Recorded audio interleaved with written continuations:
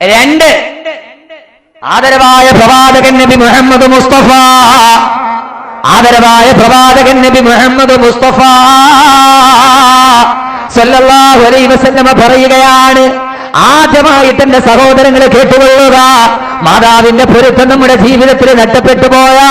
ഈ ദുനിയാവിന് വല്ലാതെ കഷ്ടപ്പെടേണ്ടി വരും, പ്രയാസങ്ങൾ ഏറെ സഹിക്കേണ്ടി വരും. രണ്ടാമത് എപ്പോഴെന്നറിയോ, ഈ ലോകത്ത് നിന്ന് വിട പറയുമ്പോ നിന്റെ നാവ് ബന്ധിച്ചിട്ട് നിനക്ക് കെലിമ പറയാൻ കഴിയില്ലെന്ന്, ഈ ലോകത്ത് നിന്ന് മുഅ്മിനായിട്ട് നിനക്ക് മരിക്കാൻ കഴിയില്ല. എപ്പോഴെന്നറിയോ, എന്നോട് ചേർത്ത് ഞാൻ പറഞ്ഞ ഉമ്മയോടുള്ള കടപ്പാടുകൾ നീ നിഷേധിച്ചു കളഞ്ഞാലെന്ന് ആദരവായ പ്രവാചകൻ നബി മുഹമ്മദ് മുസ്തഫ അള്ളാന്റെ റസൂലിന്റെ തൊട്ടുപിറകില് ഒരു റക്അത്തിന് ഒരു 50,000 റക്അത്തിന്റെ പ്രതിഫലം കിട്ടുന്ന മസ്ജിദുൻ നബവിയിൽ അള്ളാന്റെ റസൂലിന്റെ തൊട്ടുപിറകിൽ കൈകെട്ടി നിസ്കരിച്ച സഹാബി